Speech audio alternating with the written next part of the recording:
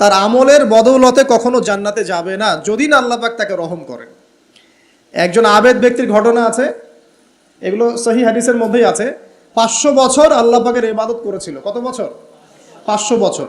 তাকে যখন বলা হচ্ছে যে তুমি আল্লাহর রহমতে জান্নাতে যাও, সে বলে বসেছিল যে, বা বলে বসবে কিয়ামতের মাঠে যে আমার আমলের বদৌলতে। তখন আল্লাহ রাব্বুল আলামিন তাকে ডেকে বলবেন যে তোমার সব আমলগুলোকে এক পাল্লায় রাখা হবে, আর আমি তোমাকে যে নিয়ামতগুলো দিয়েছিলাম সেগুলো এখন আরেক পাল্লায় রাখা হবে। দেখা যাবে দুই চোখের যে নিয়ামত, আল্লাহ পাকের দুইটা চোখের যে নিয়ামত যা আল্লাহ মানুষকে দিয়েছেন, ওই 500 বছর ইবাদতের নেকি তার চেয়ে বেশি হয়ে যাবে। মানে দুই চোখের নিয়ামতের চাইতে 500 বছরের ইবাদত কম হয়ে যাবে। তাহলে এই হলো আল্লাহ পাকের রহমতের একটা আমি নমুনা দিলাম যে আল্লাহ পাকের রহমত ছাড়া কেউ জান্নাতে যেতে পারবে না। ওয়াল ইয়াউমিল মাউউদ, মানে কিয়ামতের দিন, সেই দিন যেদিন কোনো নাফসের উপকার করতে পারবে না, পৃথিবীর কোনো সম্পর্ক সেখানে টিকবে না। সূরা আবাসার মধ্যে আল্লাহ পাক বলছেন ইয়াউমা ইয়াফিরুল মারউ মিন আখি, যেদিন ভাই থেকে পালিয়ে যাবে, ওয়া উম্মিহি ওয়া আবি, মানুষ তার বাবা এবং মা থেকে পালিয়ে যাবে, ওয়া সাহিবাতিহি ওয়া বানি, তার স্ত্রী পুত্র সন্তান এগুলো থেকে মানুষ পালিয়ে যাবে। লিকুল্লি ইমরিইম মিনহুম ইয়াউমাইযিন শা'নুন ইউগনি, সেই দিন প্রত্যেক মানুষ নিজের নফসের কথা নিয়েই ব্যস্ত থাকবে। সবাই বলবে ইয়া নাফসি ইয়া নাফসি। তবে শুধু একজন ব্যক্তি আছেন এই পুরো মহাবিশ্বে, যিনি বলবেন ইয়া উম্মতি ইয়া উম্মতি। তিনি কে?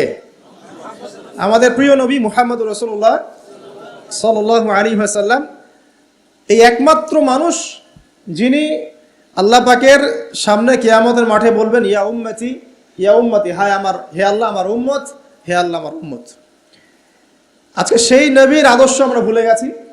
সেই নবীর সুন্নত পালন করতে গেলে লজ্জা লাগে। এই ইয়াং জেনারেশন দেখবেন বিটিএস এর সুন্নত পালন করে, ওই যে ম্যানচেস্টার ইউনাইটেডের সুন্নত ফলো করছে। হ্যাঁ, ক্রিকেট প্লেয়ার, ওই যে ফুটবল প্লেয়ার, বলিউডের নায়ক, বলিউডের নায়িকা, হলিউডের নায়িকা, এগুলোর সুন্নত ফলো করছে। তো রাসূলুল্লাহ সাল্লাল্লাহু আলাইহি ওয়াসাল্লামের সুন্নাহ মতো দাড়ি রাখতে লজ্জা লাগে, তার মতো কাপড় পরতে লজ্জা লাগে, হ্যাঁ, তার আদর্শটাকে ফলো করতে লজ্জা লাগে।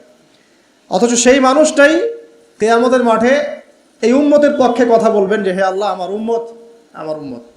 আর এই মানুষটাকেই জীবিত অবস্থায় 15 বার হত্যা করার চেষ্টা করা হয়েছিল।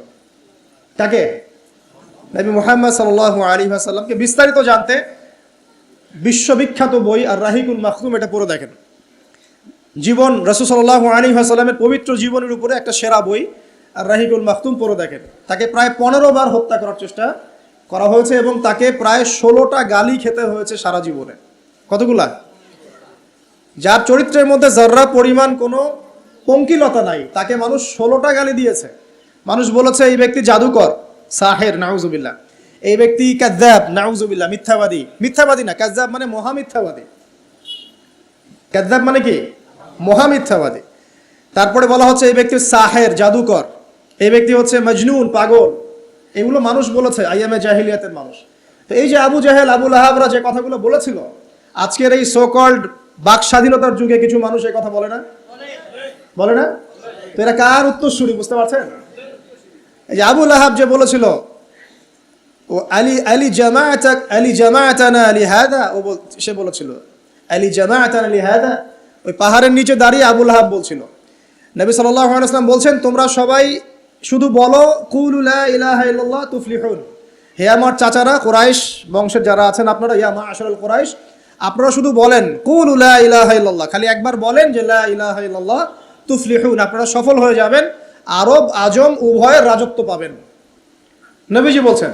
তখন আবু লাহাব হাততালি দিয়ে বলছিল আলি হাদা জামাআতানা, এই জন্য আমাদেরকে এখানে একত্রিত করেছো। তখনই হাততালি দিয়ে পাথর নিয়ে রাসূল সাল্লাল্লাহু আলাইহি ওয়াসাল্লামের দিকে নিক্ষেপ করেছে।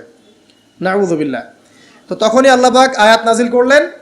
কোন আয়াত? তাব্বাত ইয়াদা আবি লাহাবিন ওয়া তাব, ধ্বংস হোক আবু লাহাবের দুই হাত, যে দুই হাত দিয়ে সে পাথর নিক্ষেপ করেছে, ওয়া তাব্বা, এবং সে নিজেও ধ্বংস হোক। দেখেন, কিয়ামত পর্যন্ত কোরআন থাকবে না, এই সূরাটা থাকবে না। তো কিয়ামত পর্যন্ত মানুষ কোরআন তেলাওয়াতের মধ্য দিয়ে আবু লাহাবকে গালি দিবে, দিবে না? কিয়ামত পর্যন্ত মানুষ কোরআন তেলাওয়াতের মধ্য দিয়ে আবু লাহাবকে কিন্তু অভিসম্পাত করতে থাকবে যে তুমি ধ্বংস হও, তোমার দুই হাত ধ্বংস হোক। এই হলো নবী সাল্লাল্লাহু আলাইহি ওয়াসাল্লামের শান।